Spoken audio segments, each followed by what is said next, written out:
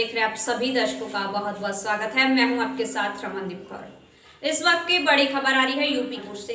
क्या है पूरा मामला, देखने के लिए बने रहिए हमारे।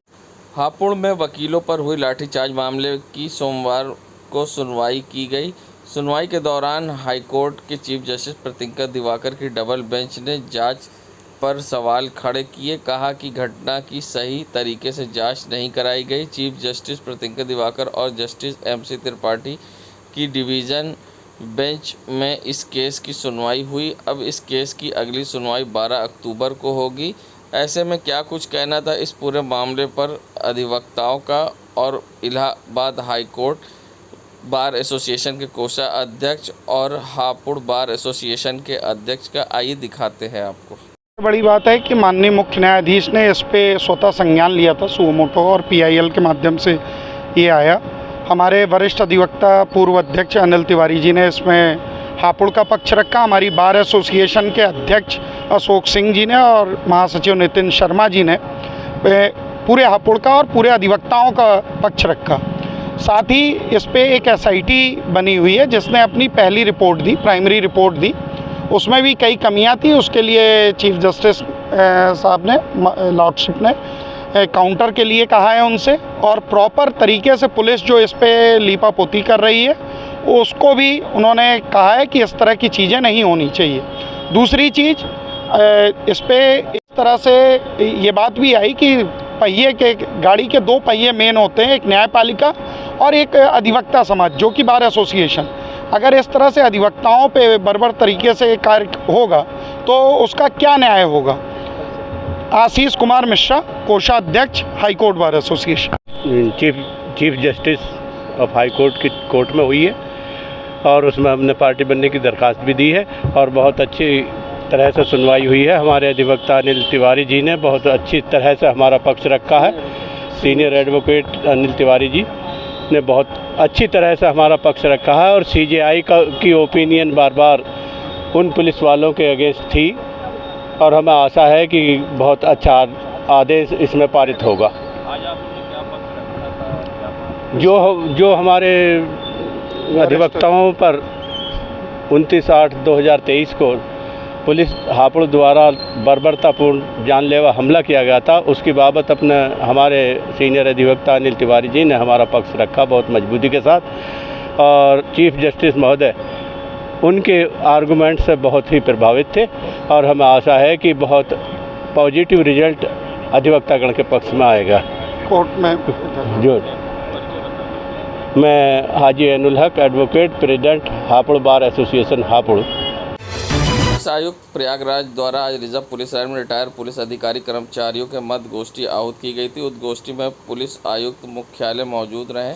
पेंशनरों की समस्या के निस्तारण हेतु पेंशनर सेल लिपिक कर्मचारीगण मौजूद रहे और किस तरह से उनकी समस्या का निस्तारण किया जाएगा, क्या कुछ कहना पुलिस कमिश्नर प्रयागराज का, आइए दिखाते हैं। पुलिस विभाग के हमारे रिटायर्ड पुलिस पेंशनर्स हैं, आज उनके संग में वार्षिक गोष्ठी आयोजित की गई थी, जिसमें बहुत अधिक संख्या में पेंशनर्स के द्वारा प्रतिभाग किया गया।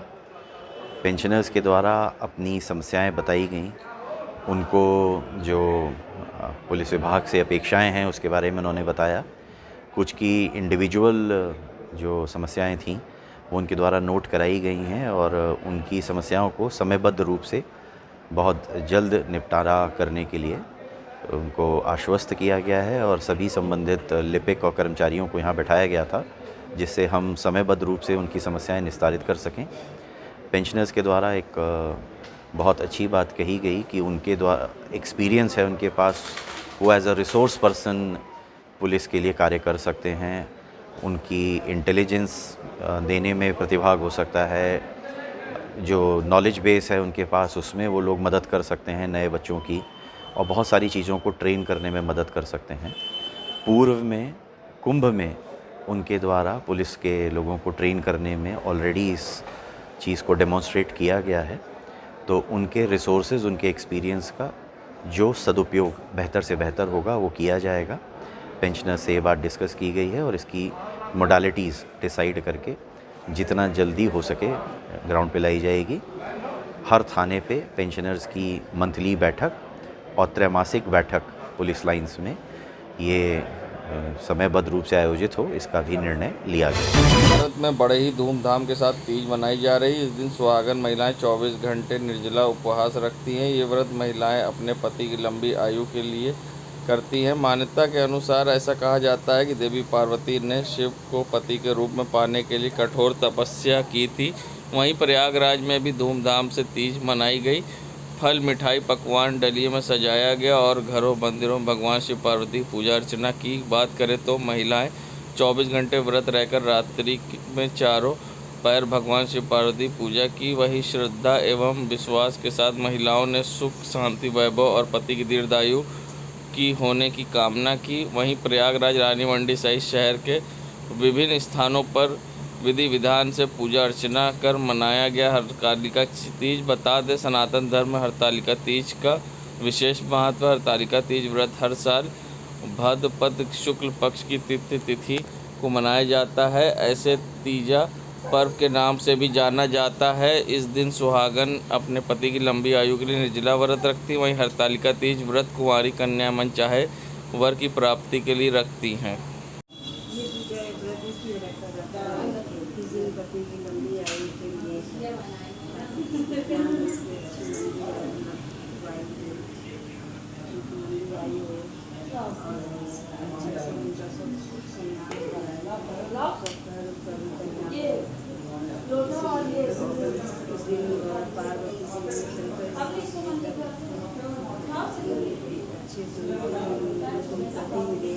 आज के दिन कैसे पूजा की जाती है, किस तरीके से आप मीरा जल रहे हैं?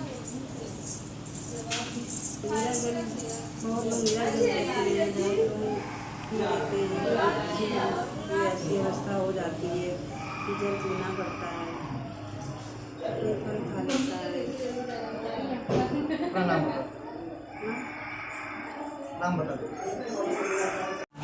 ये व्रत शंकर जी के लिए पार्वती जी ने रखा था और मतलब प्राचीन समय में उन्होंने शंकर जी को अपने पति स्वरूप पाने के लिए व्रत किया था और तभी से ये व्रत शुरू हुआ। किस तरीके का व्रत रहता है, किस तरीके से पूजा पाठ करती हैं आप? ये व्रत दिन भर निराजल रह के शाम को पूजा किया जाता है और उसके बाद पूजा पाठ और फिर सभी लोग मिलके शंकर पार्वती जी की पूजा करते हैं निराजल रह के।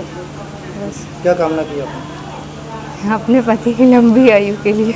नाम बता दो। प्रियंका। कांग्रेस नेता इरफान के साथ जहां सोमवार की सुबह करेला बाग क्षेत्र में हुई लूट के बाद अब कांग्रेसियों में आक्रोश है और लगातार कांग्रेस नेता कार्रवाई की मांग कर रहे हैं। बता दें, करेली थाना क्षेत्र के करेला बाग इलाके में जहां 1,30,000 की लूट और 1.5 लाख रुपए के मोबाइल को छीनने का मामला सामने आया है और ऐसे में कार्रवाई की मांग को लेकर कांग्रेस नेता इरशाद उल्ला ने अब सवाल खड़े किए हैं कानून व्यवस्था पर और प्रयागराज में कानून व्यवस्था को खस्ता हाल बताते हुए उन्होंने सख्त कार्रवाई करने की मांग की है। और क्या कुछ कहना था इस पूरे मामले पर कांग्रेस नेता इरशाद उल्ला का और किस तरह से निशाना साधा है, आइए दिखाते हैं आपको। देखिए, आज उत्तर प्रदेश में कानून व्यवस्था तो एकदम पूरी तरह से ध्वस्त हो चुकी है और ख़ास तौर से प्रयागराज, इलाहाबाद में भी कानून व्यवस्था ध्वस्त हो चुकी है। जिस तरीके से कल की इतनी बड़ी घटना, एक ठेकेदार और कांग्रेस के नेता के साथ जो लूट हुई है, वो भी रात को 9 बजे इतनी बड़ी लूट हो गई है और शासन और प्रशासन पूरी तरीके से मौन धारण किए हुआ है। अभी तक उन लोगों की गिरफ्तारी नहीं हुई है। पूरे उत्तर प्रदेश के अंदर लाइन ऑर्डर नाम की कोई चीज़ नहीं है। आए दिन लूट हो रही है, आए दिन कहीं ना कहीं छिनौती हो रही है, महिलाओं के साथ हो रही है, हर जगह अपराध एकदम चरम सीमा पर है।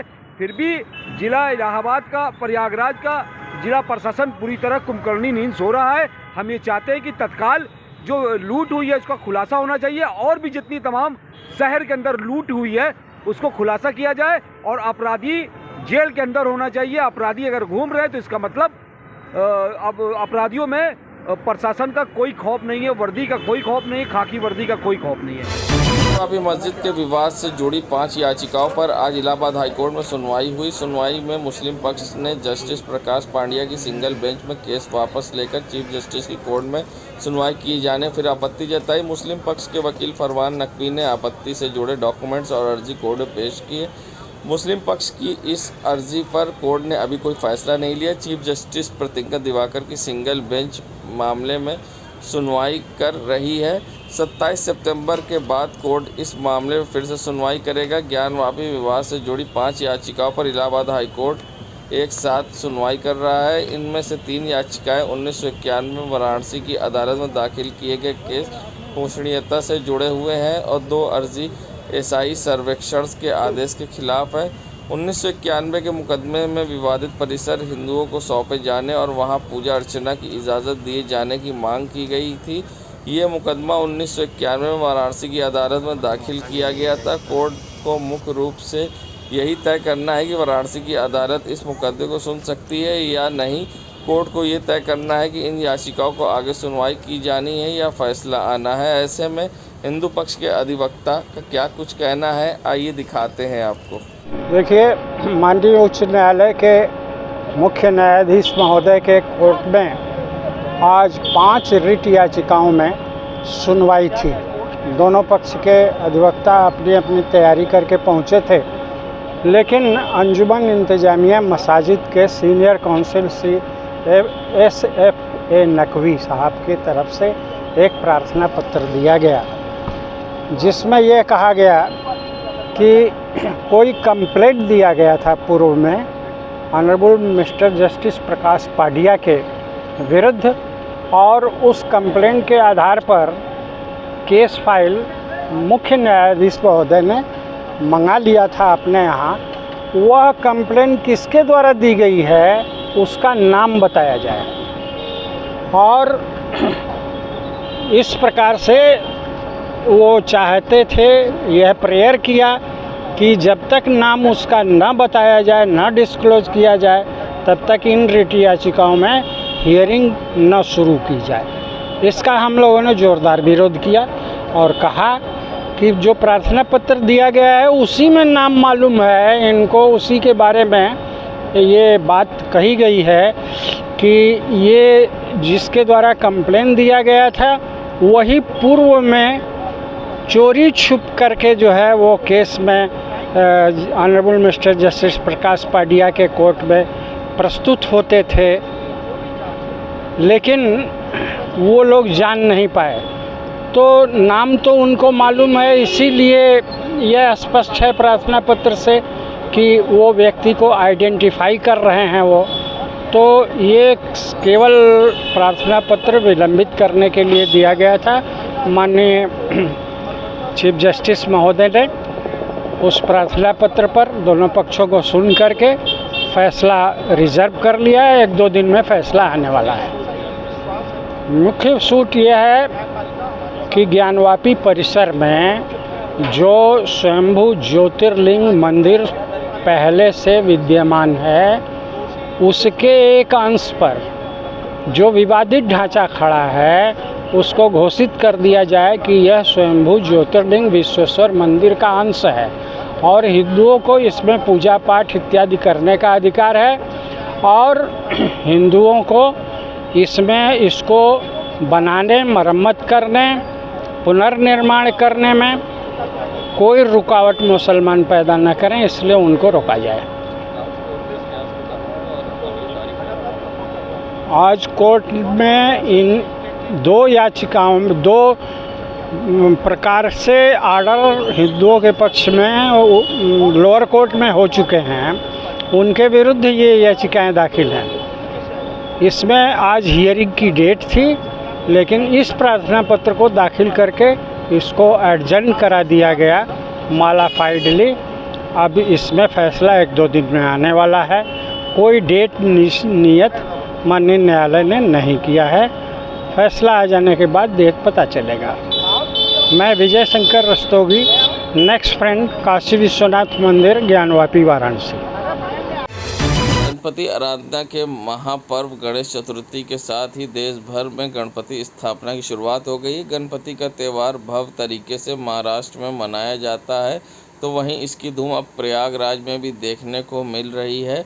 प्रयागराज में भी लोग गणपति बप्पा के स्वागत की तैयारी ज़ोरों शोरों से कर रहे हैं। वहीं भारद्वाज आश्रम के पास कोलकाता के मूर्तिकारों द्वारा यहां पर गणेश प्रतिमा बनाई जा रही है, जो मानक के अनुरूप 5 से 6 फीट की है।